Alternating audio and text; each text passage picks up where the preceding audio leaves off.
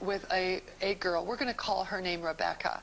And she was an ex-Satanist. She's now a Christian.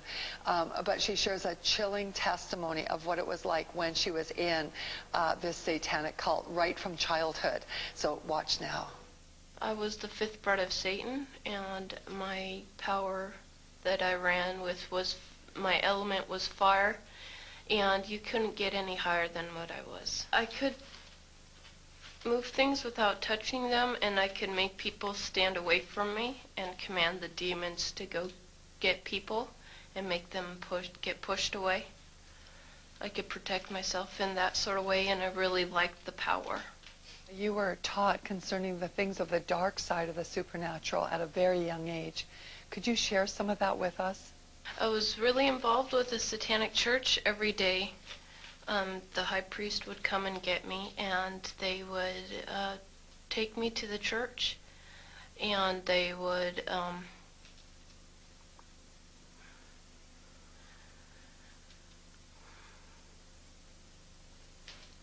violate me, but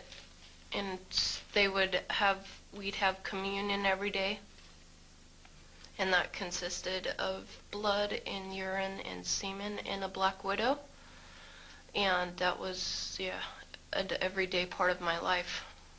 How did you feel about that? I felt really scared, but at the same time I liked the power that I had, that they taught, and I had inside of me, because everybody has gifts inside of them, and you can be influenced by the Holy Spirit or the familiar spirit, and I was totally influenced by the familiar spirit. I had Satanists around me, constantly following me. You saw many very ugly things, like animals get sacrificed, even humans, and other really terrible things. Did it ever occur to you that this was evil? No, because I was so brainwashed at the time, because when I was 4 years old, I was raped and molested by a high priest, and I knew nothing else of all that stuff, and I was just brainwashed with the Satanism and knowing that Satan was God and God was not real. Satan was God for me. And I thought, yeah, I was so numb to it, really. How did you view Christians back then? I hated them because they had no power. Like, I heard so many times that, you know, God was real and Jesus was so true, but I didn't see the power working throughout the church. In fact, I saw Satanists working also in the church, and Satanists tithe more than Christians do. One time I was sitting in a Benny Hinn conference, and I was being taught. I had two witches on either side of me teaching me how to put curses on Benny Hinn, and I saw a big light around him, and I didn't understand what I was seeing. I was seeing half men from the shoulders up, which were a representation of his angels at the time, because I think, yeah, that God was protecting me at the time, or to see all that stuff would freak me out. And he looked up in the right, I was in the right hand stage of the corner of the stage in the upper part, and he said, "Do you three witches, you two on the either side of me, you're going straight to hell, turn to Jesus, or you're going to burn in hell, and I know what you're doing." And then he pointed to me, and he said, "You're going to get saved soon." And everybody started praying, and I felt like tingling all over my body, and I freaked out and screamed, and they had to escort me out of the stadium.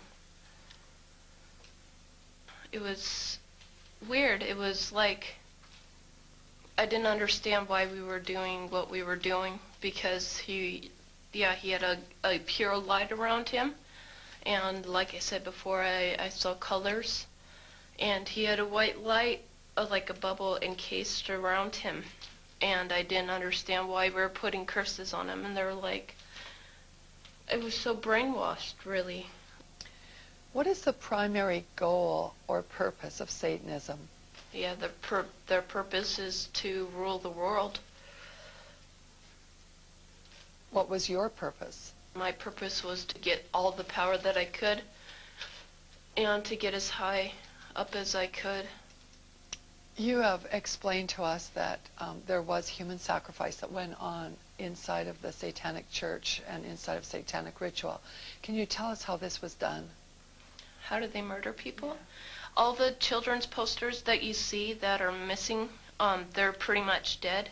They have underground caverns in the mountains, and they keep the children and the kids and the women and men there. And then at a certain time in mid-September, October, they take them out, and they're so... Remember when I told you I could make people get away from me? Like, they'd make the people so numb with curses and stuff, and they'd also drug them up, and they'd take a sacrificial knife and they'd start from the chest and move all the way down to your abdomen. And then that's how they sacrificed, and they collect the blood and they drink it. When the mid-September through mid-November, they sacrifice babies and nothing but babies because they need the pure blood of the untainted children. And I didn't understand what it was like. I just can't believe I'm seeing this. Every year of my life, I've experienced that. And that was the hardest part for me, is like hearing those babies literally scream and cry. And then seeing their blood flow. It was horrible.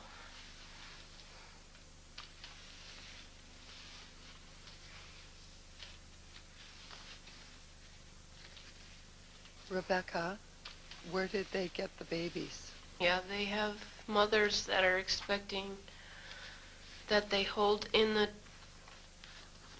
church, and they also have people that they kidnap and they impregnate them through whatever, and they get babies from everywhere.